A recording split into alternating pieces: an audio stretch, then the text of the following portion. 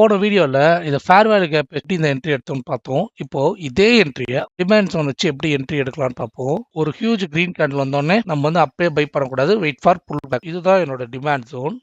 Touch ஆன உடனே நீங்க பை பண்ணக்கூடாது. Go for lower time frame. 5 மினிட்ஸ்ல டச் ஆன உடனே wait for MSS market structure shift கொடுத்துருக்கு. நீங்க டிமாண்ட் ஜோன் தேடினீங்கன்னா this will be my preference. Fair value கேப்ல லிக்விடிட்டி ஸ்வீப் ஆன உடனே இந்த டிமாண்ட் ஜோன்ல தான் நம்ம என்ட்ரி எடுத்தோம். இன்னொரு என்ட்ரி பாசிபிலிட்டி பார்த்தீங்கன்னா இங்க இருக்கு. ஓகேங்களா? நம்ம இதையே சூஸ் பண்ணலன்னு கேட்டீங்கன்னா, இது எனக்கு பிஓஎஸ் குடுக்கல. ஓகேங்களா? சி ஸோ அதனால இந்த டிமாண்ட் ஜோன் நம்ம சூஸ் பண்ணல. இந்த டிமாண்ட் ஜோன் தான் நம்ம சூஸ் பண்ணியிருக்கோம். நீங்க ஃபேர் வேல்யூ கேப் வச்சும் என்ட்ரி எடுக்கலாம். பட் எனக்கு வந்து ஜோன் ரிஸ்க் கம்மியா இருக்கணும்ன்றதுனால நான் இந்த என்ட்ரி எடுத்திருக்கேன்.